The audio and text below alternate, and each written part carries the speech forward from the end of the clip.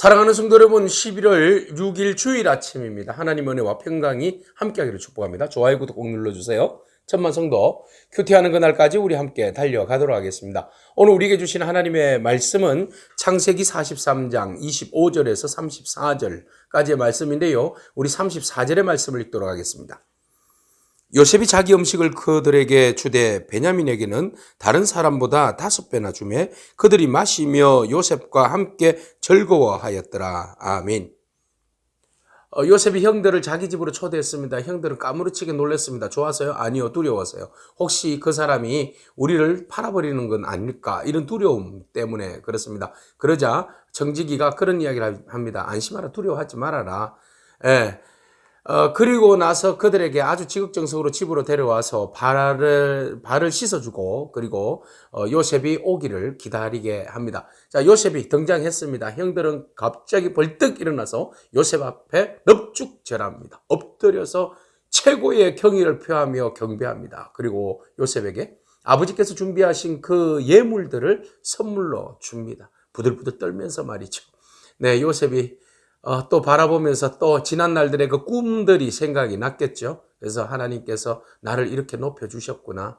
높여주심에 대한 교만은 아닙니다. 하나님께서 하나님의 그 뜻을 이루기 위해서 나로 하여금 이렇게 형제들을 이 어려울 때에 만나게 하시고 또 상봉케 하시려고 그런 꿈들을 주셨고 이렇게 실현해 주셨구나. 그렇게 이해하는 겁니다. 여러분, 하나님께서 비전을 주실 때 그 비전으로 인하여서 그 악용하면 안 됩니다. 그 비전의 뜻이 하나님께서 어떻게 선한 길을 이어가시는가에 대한 우리가 포커스를 맞출 필요가 있습니다. 자, 요셉이 형들을 불러다가 안부를 묻습니다. 너희 아버지는 평안하시냐, 샬롬하시냐. 여기에서 이제 샬롬이 굉장히 중요한 부분으로 등장하는데요. 아버지는 잘 계시냐, 살아 계시냐 이렇게 묻습니다. 그러니까 형제들이 말합니다. 네, 저희 아버지는 샬롬합니다. 잘 계십니다. 우리 아버지가 평안하고 지금까지 잘 생존하고 계십니다. 머릿속에서 절을 합니다. 그들의 집안에 샬롬이 없습니다, 원래. 그런데 이제 여기에서 요셉의 말은 너희 안에 진정한 하나님의 평강과 샬롬이 있기를 원한다라는 그런 이제 표현의 말이죠. 그들은 뜻도 모르고 그냥 샬롬합니다라고 이야기를 하는 겁니다. 자, 진정으로 요셉이 원하는 그 샬롬이 이들 형제들 가운데 있기를 소망하는 마음에서 그래서 이제 베냐민을 보고 얘가 지난번에 그 말하였던 그 막내 아이냐고. 예, 그러니까 네, 맞습니다라고 이야기합니다. 그러자 요셉이 이제 북받쳐 오는 게 확인한 겁니다. 자기 동생인 것을 확인을 하고는 그 동생에게 이런 축복을 하죠. 29절에 소자여 하나님이 내게 은혜를 베풀어 주시기를 원하노라. 하나님의 평강, 하나님의 샬롬, 하나님의 축복 바라크, 하나님의 그 축복을 막 진정으로 소원하면서 축복하는 요셉의 모습 봅니다. 동생이 얼마나 고생했었을까, 자기가 떠난 그 자리에서 얼마나 또 형들에게 구박을 받았을까, 뭐 이런 것들을 생각해 보는 거죠. 그래서 진정 요셉이 그 베냐민 20년 동안 떨어졌었는데 어렸을 때 그 조그만 아이 봤던 그 시절이 생각나지 않았겠습니까? 그래서 요셉이 정말 동생을 축복합니다. 그리고 형들에게 만찬을 베풀어 줍니다. 너무 북받쳐 오르는 감정 때문에 그 자리를 불떡 일어났습니다. 그리고 빠져나와서 구석에 가서 얼마나 울었는지 모릅니다. 여러분, 20년 동안 지난 날에 그 중마당같이 지나가는 그 세월들을 떠올려 보니 형들에게 막 핍박당하던 그 시절, 막 팔려가고 막 고생했던 지난 날들, 그리고 오늘에 이르기까지 생각하니 막 눈물이 나는 거예요. 베냐민을 보니까 더 눈물이 나는 거예요. 그래서 얼굴을 씻고 눈물을 닦고는 와서 음식을 차리게 됩니다. 음식을 차리는데 분리를 합니다. 요셉이 같이 먹고 싶었지만 내 상은 여기, 니네 상은 저기. 차별하는 건 아니고. 네. 어쨌든 그 풍습이 당시에 애굽 사람들은 히브리 사람들과 음식 먹는 것을 싫었기 때문에, 부정적이라고 생각했기 때문에 그래요. 그렇기 때문에 그 법도를 따른 거죠. 그래서 분리해서 음식을 먹게 합니다. 그리고 나서 음식을 먹는데 말이죠. 그 르우벤으로부터 자리를 베냐민까지 앉히는데 이 11명의 그 순서대로, 난 순서대로 쫙 이렇게 앉히는 거예요. 형들이 깜짝 놀랍니다. 저 사람이 어떻게 우리를 이렇게 순서대로 앉히는 것이지? 도대체 뭐지? 라는 생각만 가졌는데 차마 이 사람이 요셉이라고는 생각도 하지 않는 겁니다. 못하는 거죠. 근데 제 생각에는 그 얼굴에서 요셉이 풍겨났을 텐데 화장을 해서 그랬을까요? 애굽파로 20년 동안 애굽 사람으로 이렇게 변해서 그랬을까요? 네, 어쨌든 요셉을 깨닫지 못합니다. 근데 요셉은 다 알고 있는 거죠. 그렇게 은혜를 베풀어 주시는 겁니다. 그리고 난 다음에 그들과 함께 음식을 먹으면서 베냐민에게는 5배나 음식을 줍니다. 그리고 요셉이 그들과 함께 즐거워하였더라. 마시면서 먹으면서 모처럼 식탁 교제가 이루어지는 겁니다. 야, 보세요. 요셉 한 사람이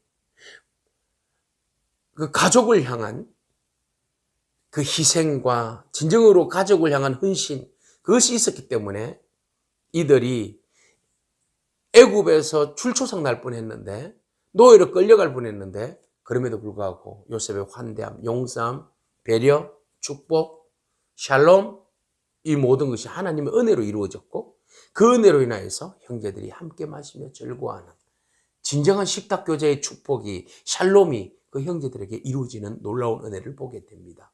하나님은 샬롬의 하나님이십니다. 요셉이 묻지 않습니까? 샬롬하냐? 아버지는 평안하냐? 그 말은 너희들도 가족 안에서 평안을 누리고 살아가느냐? 너희 형제들은 평안하냐? 뭐 이런 거 아니겠습니까? 그들 가족의 평안이 깨짐으로 인하여서 그 쓴뿌리로 인하여 온 가족이 그렇게 이날까지 어려움을 당하게 되었는데, 요셉을 통하여서 잃어버리고 깨어졌던 그 진정한 가족 안에서의, 이스라엘 가족 공동체 안에서의 샬롬과 평화를 선물로 주고, 그 은혜로 인하여 이제 하나님께서 기뻐하시는 거룩한 12지파 공동체로 나아가는 계기를 마련해 주는 겁니다. 그러지 않았다면 형제들끼리 싸우고 찢고 뽑고, 여러분 요즘 형제들이 얼마나 많이 싸웁니까? 부모님의 그 유산 때문에도 그렇고 말이죠. 그런데 요셉은 그동안 가정에 내려왔던 그 좋지 못한 영향력을 이제 단박에 잘라버립니다. 보세요, 형제들도. 베냐민이 그 요셉이 5배나 그 형제들보다도 좋은 음식들을 주니까, 예제 같으면, 뭐야, 쟤만 챙겨주고. 막 이랬을 거 아니에요. 그런데도 형제들이 아무도 거기에 대해서 토를 다는 사람이 없더라는 거죠. 형님들도 많이 바뀌었다는 거예요. 네. 사람은 세월이 지나면서 인생도 성격도 신앙도 바뀌어야만 합니다. 인품도 바뀌어야만 합니다. 오늘 우리의 성품도 주 안에서 바뀌어지는 역사가 일어나기를 축복합니다. 원수를 갖기보다는 더 사랑으로 대하는 저와 여러분이기를 축복합니다. 그럴 때 그곳에서 진정한 샬롬의 아름다운 식탁 교제가 이루어집니다.